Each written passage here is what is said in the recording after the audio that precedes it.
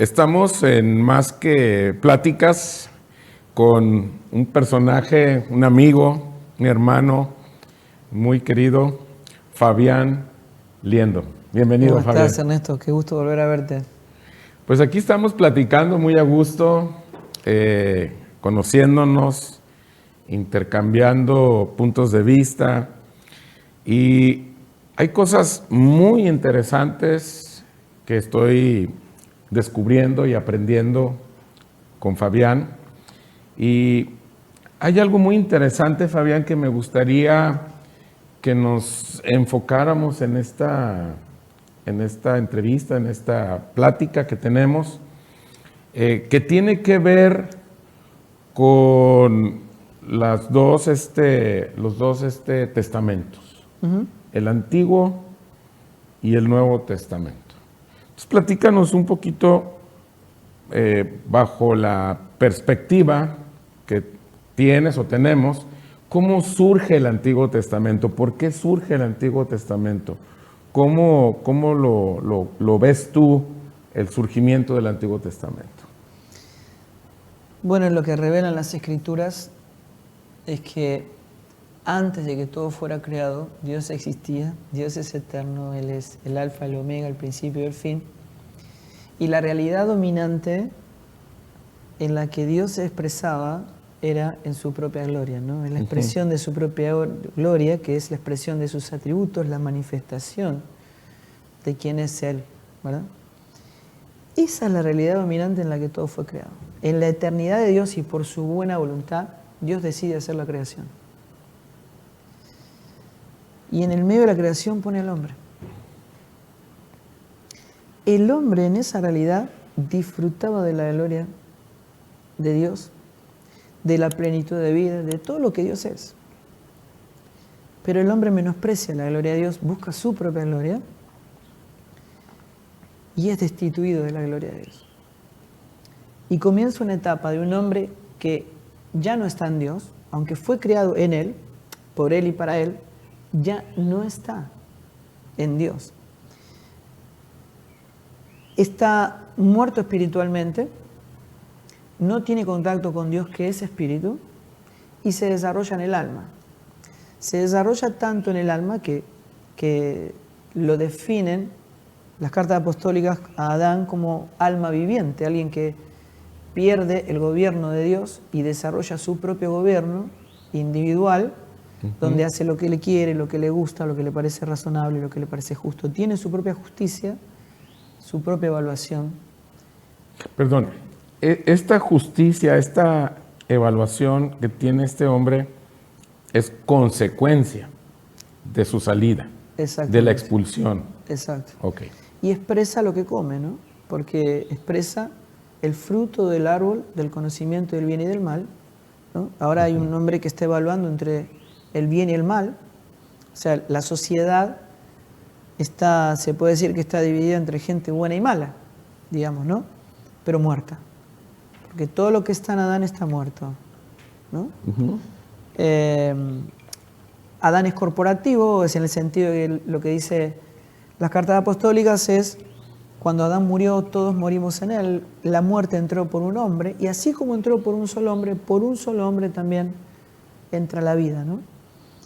Y así que todo lo que está en Adán está muerto, y Dios lo que evalúa es en qué hombre vos estás operando. Si estás en Adán, estás muerto; si estás en Cristo, estás vivo, básicamente porque Cristo, la vida de Dios, está en el Hijo, ¿no? Ahora, un hombre en el Antiguo Testamento, apenas el hombre es destituido de la gloria de Dios en su desobediencia, en su menosprecio a la gloria de Dios, Dios promete un Salvador. Y le dice: de la simiente de la mujer va a venir un Salvador, que va a ser herido en el calcañar, ¿no? Heridos por nuestras rebeliones, pero Él va a pisarle la cabeza a la serpiente. Él va a pisarle la cabeza a la muerte. Y empieza un periodo de un Dios que se relaciona con un hombre que está muerto espiritualmente, y lo hace por medio de un lenguaje para que el hombre natural pueda percibir. Ese lenguaje que describen los apóstoles como el lenguaje de figuras y sombras, ¿no? Y es Dios impartiéndose, digamos, impartiendo miles de testimonios individuales de Cristo. Entonces, cuando uno ve la revelación apostólica, se da cuenta. La revelación apostólica dice, todo el Antiguo Testamento tiene un solo fin.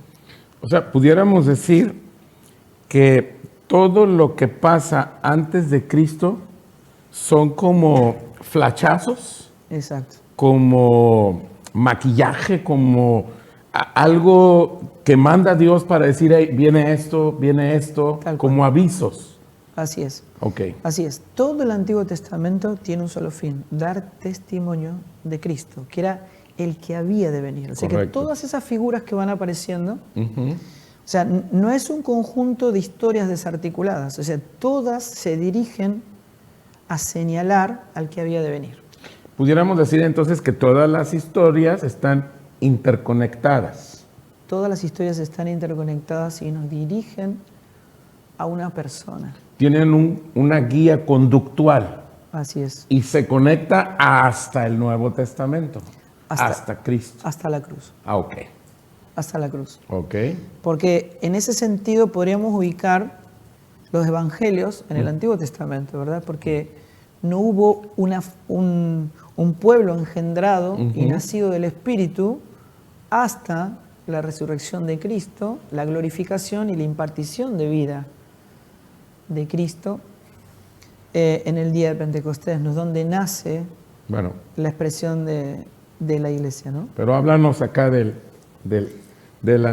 Antiguo Testamento. Eso. El Antiguo Testamento, bueno, en muchos aspectos Dios está revelando, mismo Jesús, diciendo así, como Jonás estuvo 3 días y 3 noches en el vientre del pez, así el Hijo del Hombre estará bajo la tierra 3 días y 6 noches. Y empiezan a decir, tanto los apóstoles como Jesús, esto no se trataba de un arca, ¿no es cierto? En el arca, literalmente desde la perspectiva eterna, no estaba transportando la familia de Noé, estaba transportando una simiente divina. ¿No es cierto? Esa es la historia de nuestra vida. El arca es Cristo. Donde Son simbologías.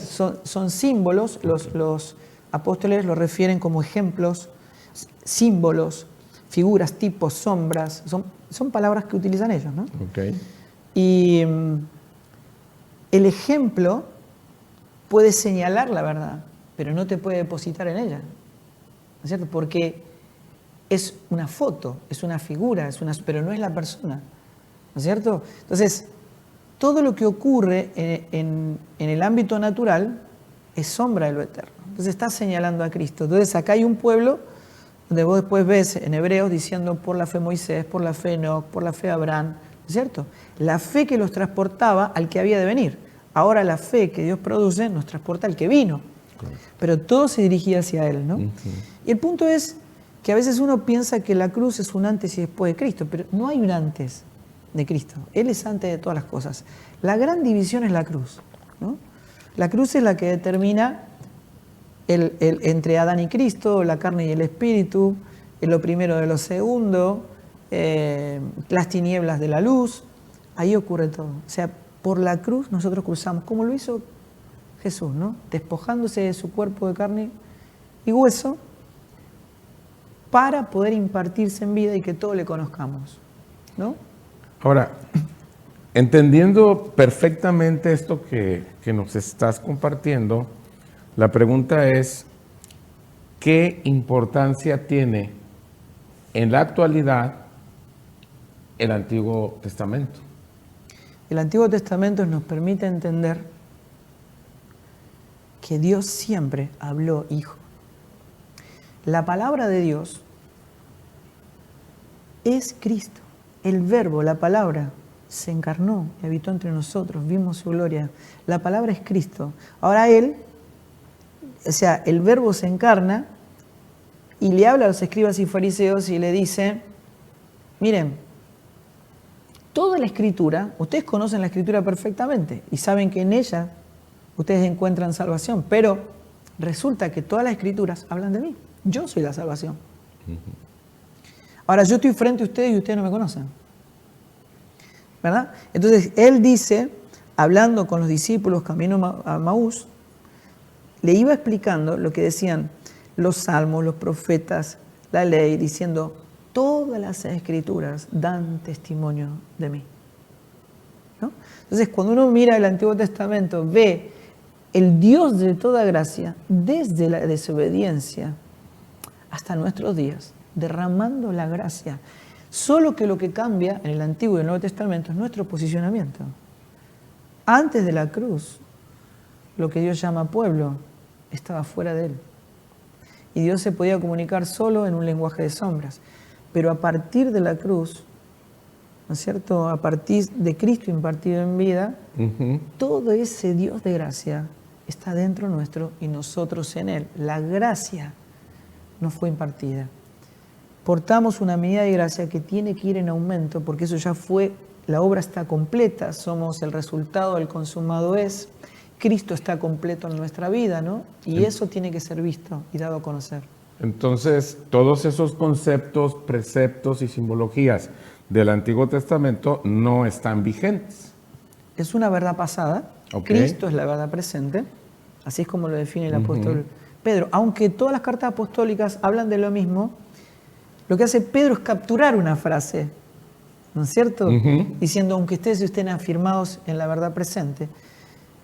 Jesús conjugaba mal los verbos, porque él no decía, yo estaré con ustedes hasta el fin, él decía, yo estoy. Él siempre hablaba en un presente continuo, ¿verdad?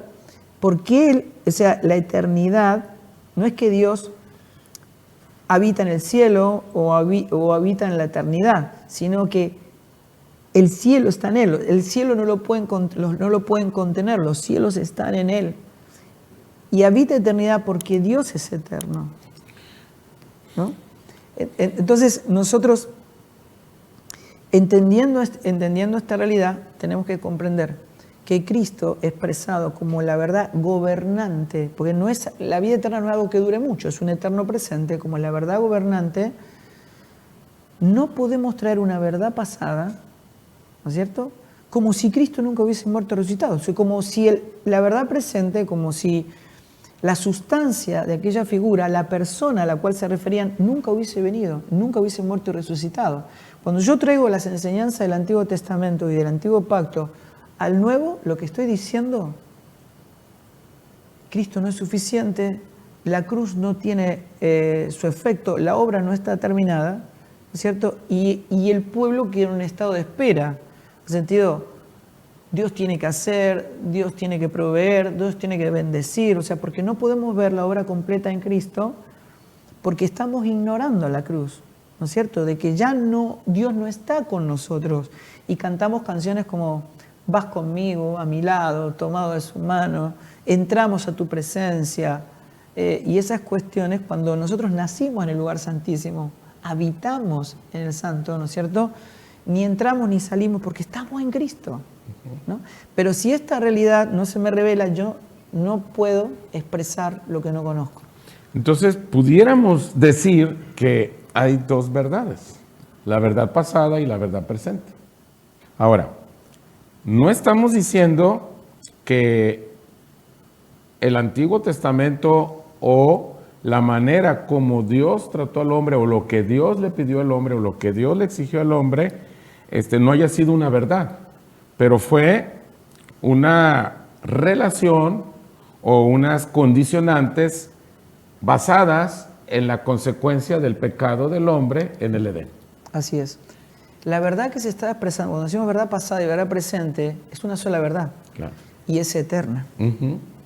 Solo que operaba de manera distinta en un hombre destituido, fuera de Dios, como la que opera en un hombre que ya fue devuelto al reino de su Padre. Recordad que la iglesia no es algo que se añade a Cristo, sino que procede de Él. Nosotros fuimos creados en Él, nos perdimos, y Él vino a recuperar lo que se había perdido, nos devuelve a esa condición. Esta verdad es eterna. Y todos fueron salvos por esa verdad eterna.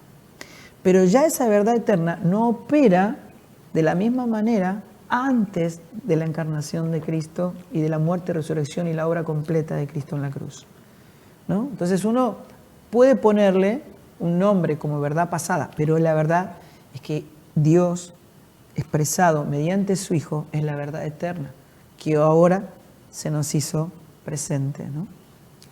Sí, pudiéramos entender que el nuevo pacto, por como se menciona, realmente es el pacto eterno.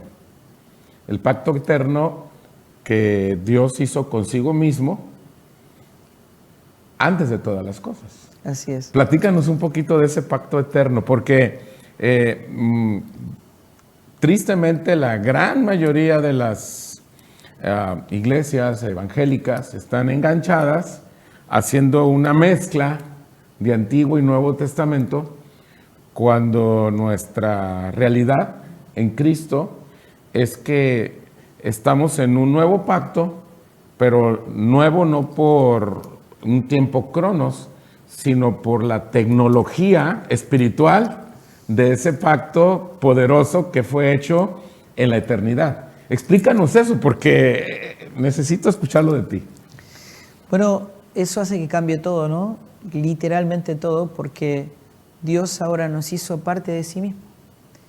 Nos hizo parte de su naturaleza eterna. Somos miembros de su cuerpo. Tenemos su ADN, ¿no? Y entonces ahora, claro, uno mira la historia de David y Goliat, pero ahora si David y Goliat estuvieran entre nosotros, David tendría que poner la otra mejilla. Y Jesús explica esto y dice, Moisés le dijo ojo por ojo, diente por diente, mas yo le digo amen a sus enemigos. Ya no hay pueblos enemigos.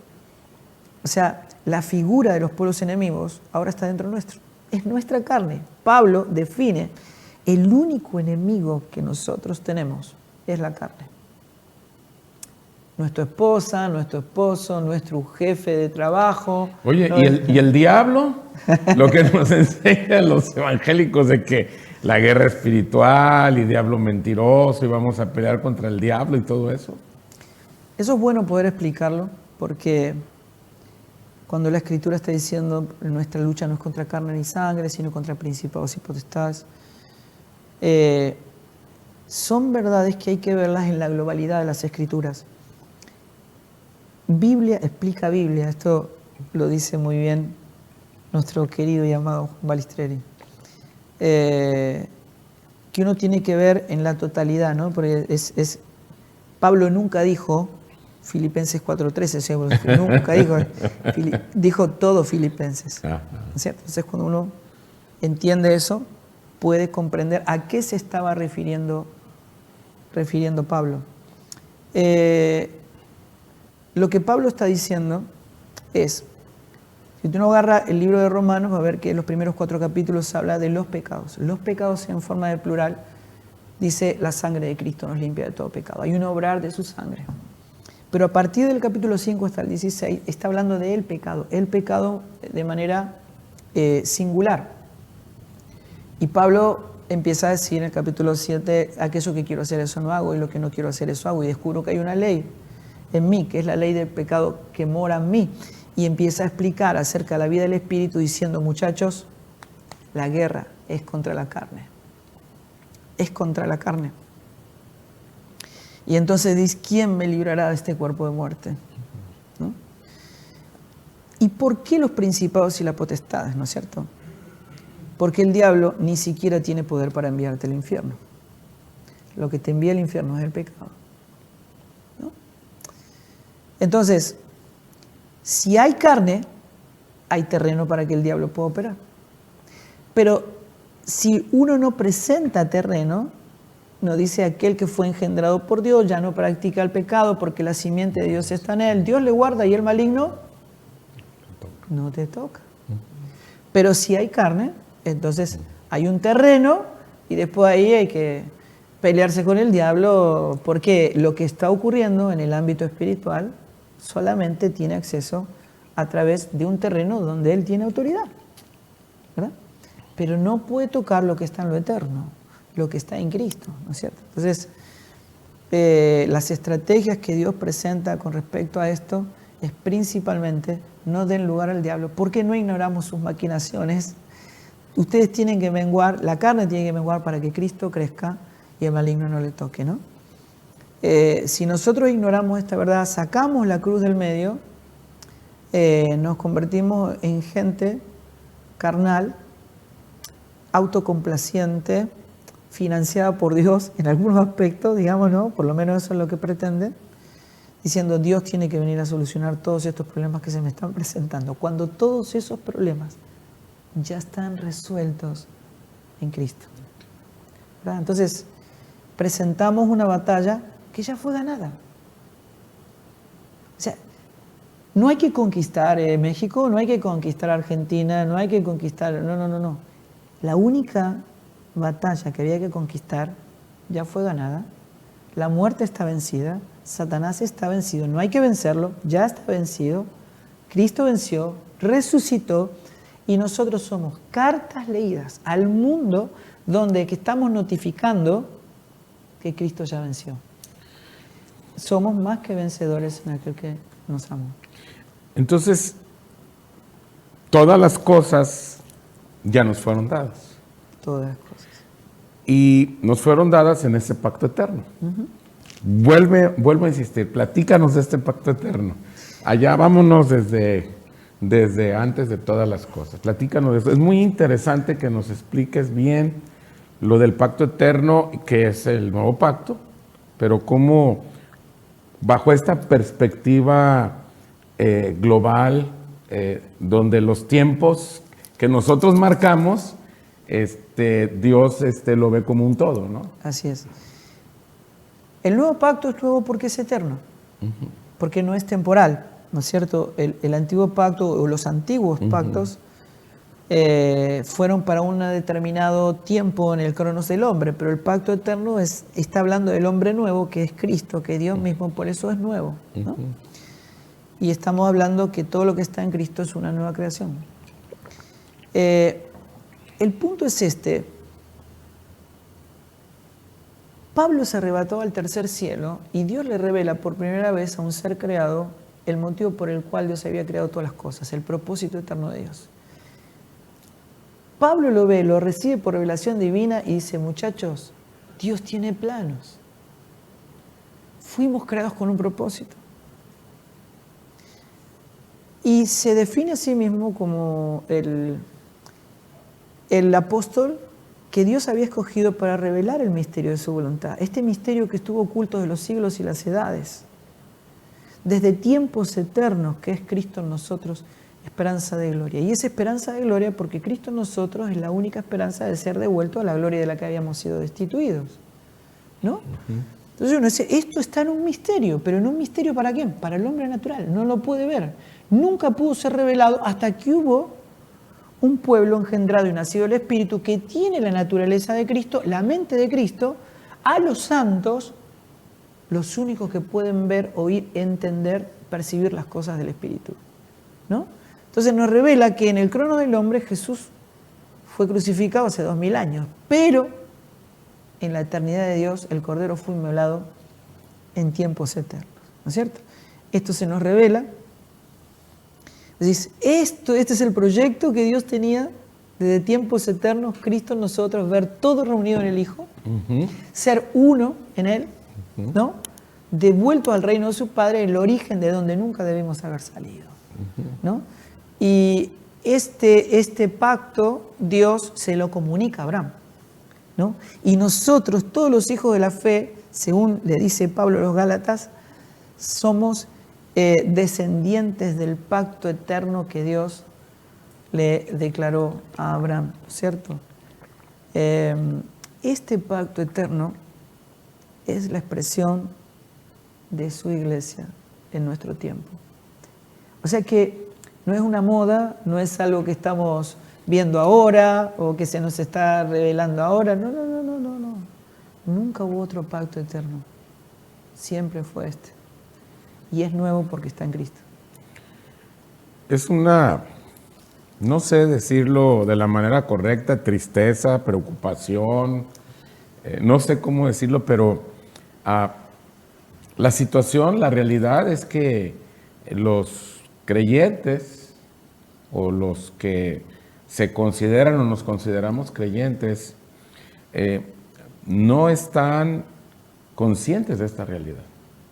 No están conscientes de esto, de lo que ya somos, de lo que ya tenemos, de la posición que estamos y seguimos o siguen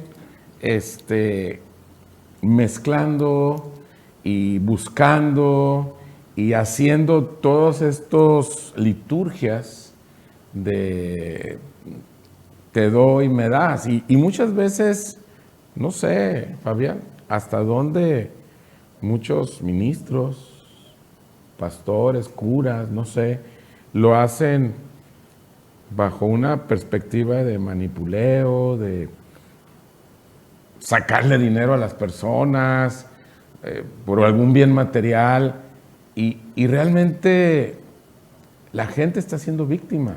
Mucha gente está siendo víctima y bueno, decíamos que a las personas les gusta la comodidad. A ver, dime qué hago para salir de mi problema, ¿no?